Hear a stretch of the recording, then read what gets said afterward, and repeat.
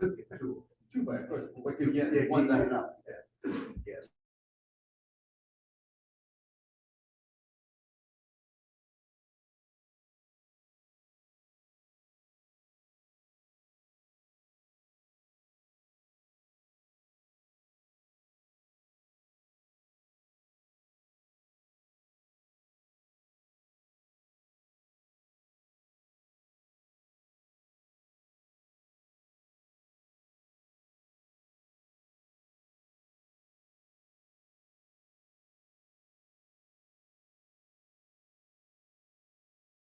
Meeting.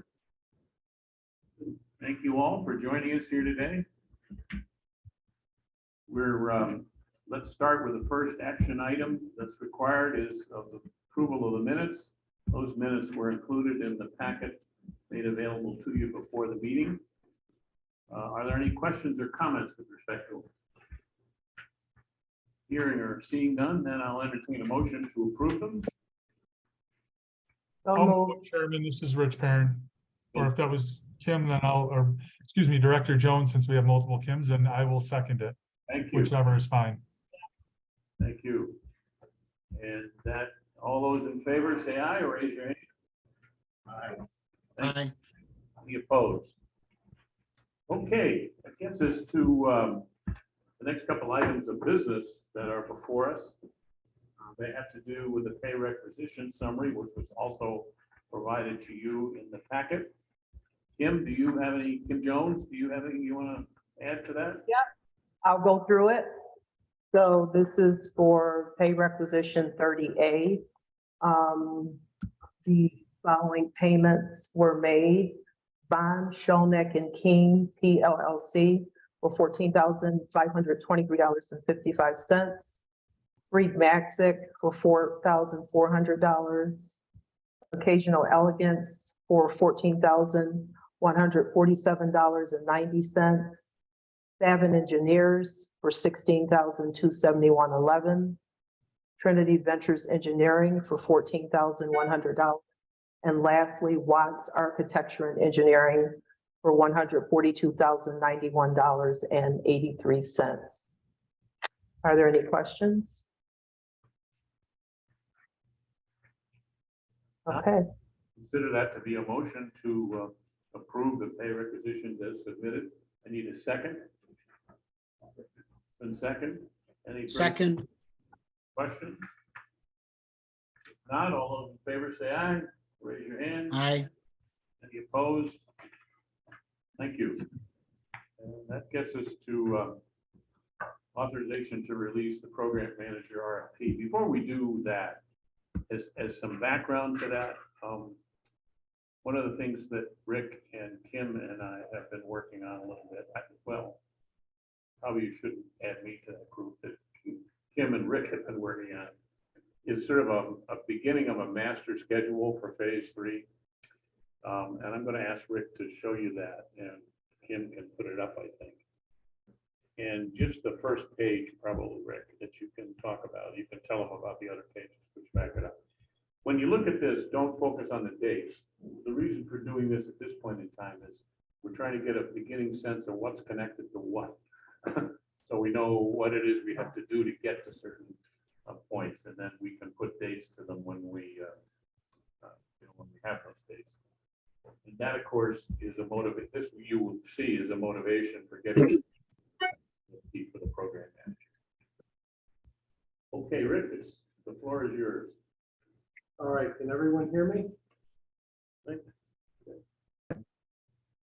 There's 16 tasks that we laid out, which pretty much bring us through step 1 and step 2 of what Tom had outlined back a couple months ago.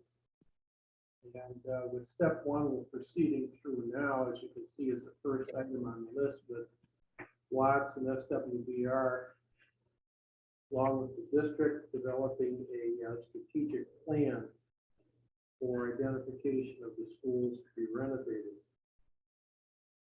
I have in the next 2 to 16, starting out with select program manager being the first and start of construction being the last.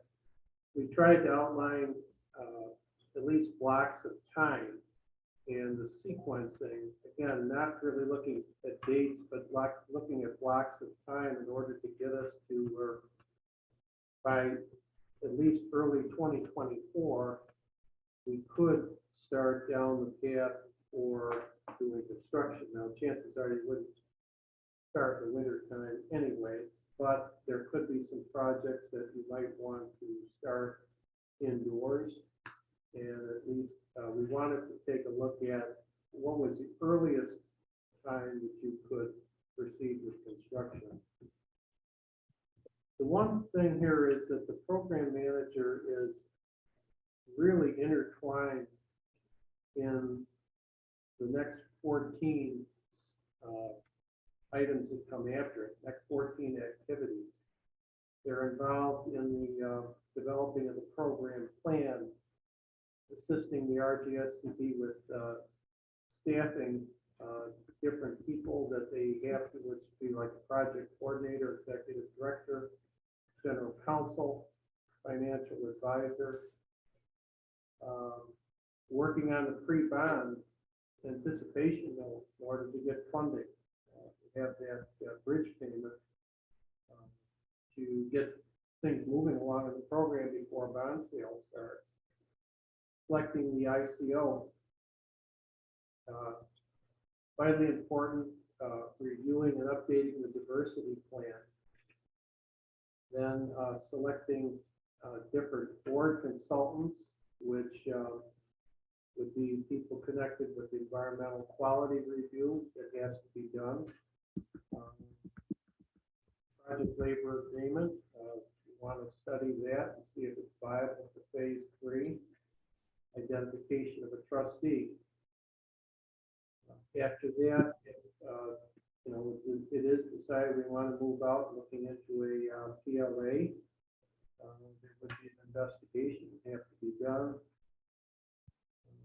Also, too, we would be developing an insurance program. These tasks that kind of in parallel starts. Then we go into starting to select professional services for the phase 3 project. There's a number of services that have to be, an RFP has to go out. One has to then interview people and make a selection. Then we are into bond financing as well. That's a huge effort and really starts back in early February as we have it here. Then, you know, as we get into actually starting down the path of pre-construction, look at the building advisory committee development, and then the actual design by the architects, and which were part of the professional services that were selected back in task 11. So looking at all this and trying to put some blocks of time around the going through the motions of making selections and quantifying the step 2 of the program, came out with roughly the beginning of 2024. So the takeaway is that you really have to have a program manager in place starting now to make this effectively happen by early 2024. So as we started out here, we started the 1st of November for the PM selection, and that will essentially begin tomorrow if we get approval to send out the RFP. Are there any questions? We do have some backup detail for this that Rick put together. So there's a series of individual schedules that support these numbers. You know, we'd like to do better in terms of getting started, but one thing this tells us is we're not going to get any better unless we go. You know, if this shows up in the ordinary course, then we're certainly not going to be able to improve on it if we haven't got people to work on it. The one thing that, one caveat in this process here, and then I'll let Jesse talk about the work this committee did, is that we need to at least inform SED that we're going to do something here. How we handle that best, we have to start, I think, with the fact that there are SED appointed monitors in place now. Jaime, one of the gentlemen who was appointed to really work on the finance aspects of the school district's issues, was a former Syracuse superintendent and went through the facilities modernization for Syracuse. So I'm kind of hopeful that will be a helpful relationship. And he has some responsibility for this particular part of it. So that's where we'll start. But how much farther we have to go, I don't know.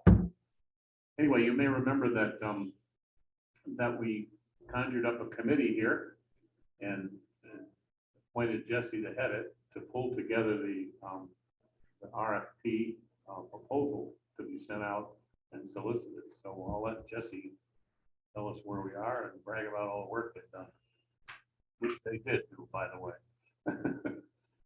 Well, that lady did a yoga job. And Without her, we'd still be in the woods, so to speak. let the record show that he pointed to Kim when he said that.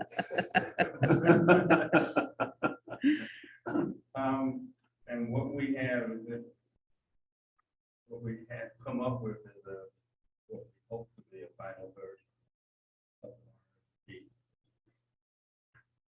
the RFP. I'm sorry, Jesse, it's pretty hard to hear you. All right. I don't know if everybody has a copy of it. Does everyone have a copy of it? Well, we've come up with some language that we believe is the right language for the RFP. We've also we've utilized history to help us arrive at this particular point. What I'd say are the important parts for the board trustees to look at is the key dates that we have in here on that page. On page 28, for anyone who has it, we're looking at advertising this, issuing it, I should say, on tomorrow, November 15th. We're asking individuals and firms to confirm their interest in submitting by December 5th. And any clarification questions that they may have, to submit those to us by December 5th at 4 p.m. We will provide clarification answers to all interested parties on December 12th. And the deadline for submission of the RFP responses would be December 22nd by 2 p.m. We would have interviews with shortlisted firms that hoping January 4th and the 5th, depending on the number of shortlisted firms that there are. And arrive at a recommendation for award on January 9th. Those are the key dates that we came up with. Those dates are going to slide a little bit because of the SEC approval, but the relationship will stay the same. So when you say slide a little, Tom, have any kind of idea or thought? Well, I'm hopeful that it's no more than a week. But, you know, I don't entirely control that, but that's the plan. Maybe I wasn't clear, but I think that the material that was sent to you is clear. We're not asking the board here to approve all of the content here. That was work done by Jesse and his committee, and it's unrealistic to expect you to spend all the time on this. That would require. We're asking you to approve the act. In other words, that we would go ahead and solicit these proposals. So that's what we're going to be asking the board to approve, as opposed to every part of it. Because that work was done by Jesse's committee and really is a significant detail. In fact, we never did say, Jesse, why don't you remind us who worked on this? Rich Barron, Commissioner Rich Barron. Ron. Last name. Sorry, Ron. Oh, you mean, Okay. over Gaither, yeah. It's okay, Jesse. It's all right. And, from the school district, Vernon Connor. Vernon Connor. So. Rick and Kim. And that was the committee that we had put together that worked to come up with this document. And as I said in the beginning, even though I was drafted as being the lead of the committee, the heart of the committee. Thank you. I don't know, Kim. I think he's going to wiggle out of responsibility. And I just want the right people to do that. So based on what you said, Tom, then what we're asking the board for is to give us authorization To issue the request for proposals for program manager. And it'll be subject to the discussions that I described with SED, but assuming that all goes well, we'll let it go as soon as we can. Get cooking. We do. Chairman, this is Rich. I don't know if other people, I'm having a bit of a hard time hearing, but it really doesn't impact my comment that I wanted to make, which is just to extend to the entire committee, but particularly Jesse, Ron, and Kim for really taking this, especially initially, and then Jesse really working this hard and doing the tough stuff, which was figuring out, how we're going to work this back from dates and everything else. I mean, I just can't say enough about the whole committee, but Jesse's leadership and just doing yeoman's work on this is why we have this in the shape it's in. And it's somebody who up until 10 months and 2 weeks ago or whatever it is was reviewing these on the other side. This is a very strong RFP. I didn't see a whole heck of a lot of need for substantive changes, but I would just say that the committee as a whole worked around and made a lot of difference on the margins, which I wasn't sure we were going to be able to. But like I said, I'd be remiss if I didn't thank the committee, but at least acknowledge Jesse's role and kind of driving us hard on coming up with those dates, and then Kim keeping us moving, and Ron and I kind of sitting there going, yeah, that sounds good. We got a couple comments too. Ron's was a little bit more than that, but mine wasn't. So I just want to at least acknowledge the credit where credit's due on this one, and it was good. Thank you, Rich. So, we have a motion on the table. We have a motion on the table. We'll consider that to have been moved by Jesse. I'll second it. Second, any comments or questions? Hearing none, all those in favor say aye, or raise your hand. Aye. Can you hear me all right, Rich? Yeah, you're coming in all right for the most part. I think as you start to just sort of talk within the room, I mean, you're coming in good though. Microphone over here. Okay, good. We'll try to have a little more discipline here. That takes care of those items, and those actually are the action items we have for our meeting. But there's some non-action items in here. One of them is the fund balance report. Remember, this isn't an official legal document like the stuff that Kim presented before, Kim Jones presented before, but it's a way of understanding how we're working our way through these various funds between now and when the project is fully funded under bonds, and also finishing up phase 2. So Kim, maybe you could lead us through that particular document. It's the one that's called the RSMP Fund Ledger. Okay, can everyone see the screen? Yes. Great, thank you.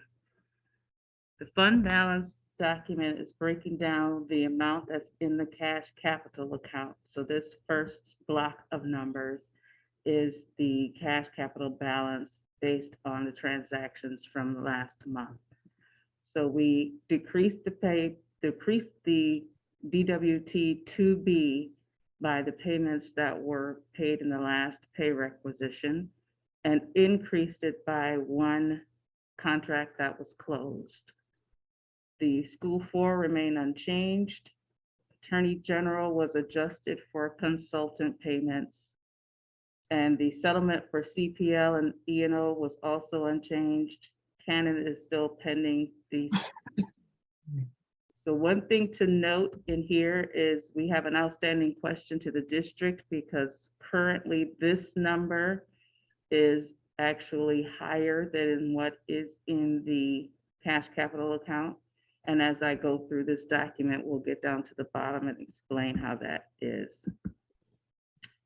Based on the RCSD loan of up to $1 million, this reflects the balance pending the payments to consultants for Trinity Engineering, Occasional Elegance, and Watts Engineering. This block are the open contracts that remain for the phase 2.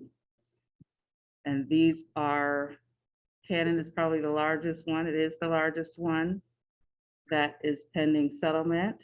The legal contracts will remain.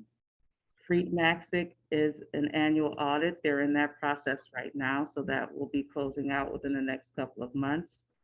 And this is a balance to Savin Engineers that they are paying some of the bills that they would normally pay for the RJSCB. So that amount will also continue to go down. The next block is the current pay requisition that is reflected in the board packet. And these funds are current billing that will be paid from that pay requisition. These RCSD loan dollars are also on the current pay requisition. And these are the balances based on those transactions. One thing to note is currently, these are not coming out of the RCSD loan. They are coming out of the cash capital account. So we have to reconcile with the district if those will be replenished with the loan or if they will just continue to come out of the cash capital account.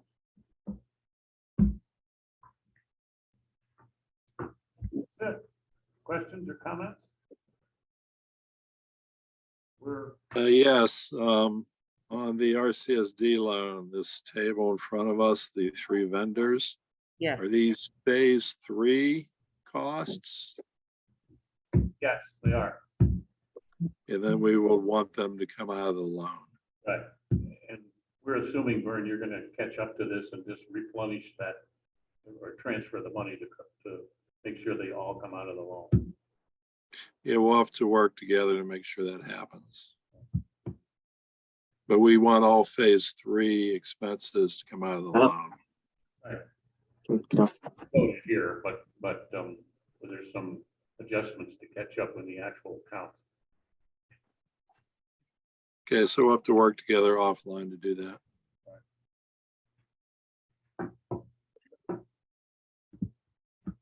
Good news is we know what's what. So, you know, we can manage it. Okay. The next item to talk about is the diversity report. We have Guy Samanchian here today. Great. Well, thank you. Last month when we presented, there were a couple questions for some requests for some additional information. So we broke it out and we have some maps as to where the employers all come from, the businesses. Show her and get a hold of that mic there. So here, what we did is I'll go through the gross numbers that we have, but this first map here, this is where all of the workforce came from that worked on the project, as you look at it. Right, one the second. breakout. Let me just make sure they're seeing the right screen.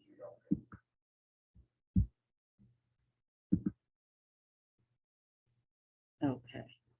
So here on map one, what we have are both the male and female, where everybody who worked on this, on the project on phase two, where they ultimately reside. So one of the questions we wanted to be able to drill down to is where did your workforce ultimately come from? So that's what you look at there. And we have the numbers on it. If you go to the second map, please. And if anybody has any questions as you're looking at it, please don't hesitate to ask. So the second map here, we have both male and female just for Monroe County. So when you look at Monroe County, where they are, where your workforce came from. Your third map is ethnicity, labor overall, and how it breaks down on it, on the, looking at it strictly for ethnicity. Map number 4 is ethnicity, both labor, but strictly just for Monroe County. Map 5, and I'll go into the specific dollars on that, is the city of Rochester. So we look at, these are resident employees that worked on the project who reside within the city. And so when we talk about what the economic benefit of the project was, you had a total of $10,600,000 in wages. Keep in mind that this is, public work. So there's an approximately 50% of benefits on top of the wages, you see, but you had a total of $10,600,000 that were in salary that were paid to City of Rochester residents. How does that break down? Caucasian male, $6,242,000. Caucasian female, $47,000. Black male, $2,867,000. Black female, $43,800. Hispanic male, $1,197,000. Hispanic female, $105,000. Asian Pacific male, $14,000. And then American Indian male, $72,000. American Indian female, $7,000. So it just shows you the economic benefit plus benefits that were ultimately paid out. If we slide down to map 6, this is the businesses overall, where they came from when we look at them. And then map 7 is the businesses just here in Monroe County and where they came from. When you look at those DBE businesses, when we look at the whole region, that's $141,936,000. So roughly $142 million was paid out to DBEs. And the breakdown is 76.5 million to M, W is 44,600,000, DBEs 10,351,000, SBEs 10,425,000 for a total of $142 million that were paid to DBEs for phase 2. What we have. I also have a list, and I'd be happy to email it out, as to each one of the DBEs and how they roll up to that 142 million. So you see it's an aggregate broken out individually by each contractor who some had worked on more than one project, worked for more than one prime contractor.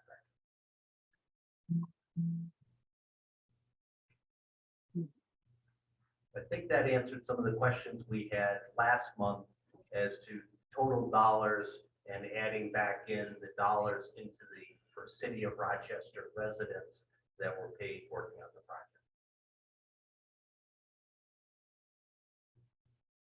project. These documents that'll be included in your final report Yes. when you wrap the whole Yep. thing up. We'll have next month. But one of the things these charts show, or maps show, that is useful is that we wound up with a pretty good concentration in the center of the city, or in the city. And, we can't necessarily control that, and it doesn't. There could be an MBE business in Gates that's deserving, but it is important, particularly with respect to that we had a good concentration of individuals employed on this project who were resident in the city itself. That's a tricky issue because, you want to make sure that people who live in Rochester can also work in the suburbs. You know, so you want to be careful about excluding anybody here, but it did turn out to be a pretty good result. And I think largely because we really pounded on the employment issue, you know, the minority employment. Chairman Richards, President Elliott raised her hand. Yes. You have a question someplace? President Elliott? I was muted. Yeah, I was muted. Thank you so much, Tom. I was just sort of going to echo those sentiments. I just want to make sure that the construction board continues to be sensitive to the MWBE piece. That is very important to the Board of Education. And we want to make sure that our community is benefiting, in my word, significantly from this. It is so important, and I don't have to tell you all with the kinds of issues that our young people are encountering in our community. And one of the things I'm told that Ronald Reagan said is the best social services program is a job. So we have to make sure, and a business. And so we have to make sure that we are even more aggressive with ensuring that our community benefits from these dollars. And I'm speaking on behalf of the Assemblyman, the great David Gant, who brought this money into our community and wanted to make sure that folk in this community, particularly Black and Brown individuals, are participating in this effort. And so just continue to move that. We may have reached the goal, but let's look at how we can exceed those goals for the benefit of our community. We need taxes in our community, tax dollars, the mayor does, and here's an opportunity for us to do this. So thank you very much. Thank you. Well, one of the things that will be part of, you saw it on our plan, one of the things that will be part of our organization and that we need to get going on is the independent compliance officer. That's where all this data and control comes from. So that we're very deliberate about this. This stuff doesn't happen if you just wish it would. You know, it takes a structure to force the issue and to make it happen. And that's going to be part of what we do. And I'll be here to help. Well, I'm sure. Thank you. Okay, when we get the report, there's three elements really, or three elements to phase two's diversity effort. One was this that you've just seen, the employment of individuals, as well as the contracting with minority businesses. And that's covered by the ICO, and it's covered in these reports that you've seen and also what you saw today. The second was the Business Opportunities Program, which was a training program largely that was part of our project, because one of the things we felt we needed to do is get more smaller contractors qualified to do this work. And that's what Business Opportunities was about. It was an actual training program which run by us, but it made small businesses eligible to do this work and do other work as well. And then the third part was the loan program. We had a loan program where we set aside a certain amount of money and we loaned to minority contractors at favorable rates. Because one of the problems you have when you're getting going in business is having enough capital to make payroll while you wait for us to pay you. And so that's one of the things we also did, and there were successful loans in that program. So all three of those elements will be included in the final document that you get next month. Okay, anything else, Brian? Any other questions or comments for Brian? Okay, we're going to move on then to phase three. To sort of give you an update of where we are with respect to it. As you know, there's a significant effort going on here to develop the Phase 3 comprehensive plan. The first part of that is the school district's development of its plan, its educational plan, and the ultimate selection of the schools. Hey, Mike, you want to say anything about where we are there? There was a document in the packet that showed you a list of the work that Watts had done, or is doing. There you go. Sure. We don't want to preempt the superintendent. No, we'll wait till that's done. I was gonna say, it is an announcement to the board and some of their feedback, so, but I think in short, we've made some tremendous progress since we started with this project back in late June, early July. Team has been outstanding. We've had an awful lot of participation and support from not only the team here at our RJSCB, but also the district people. So, it's been a collaborative effort, and like I said, we're on. I think the most important part is we're on. We hit every benchmark in terms of deliverables, and we're on time. I'm sorry, we can't hear you, Mike.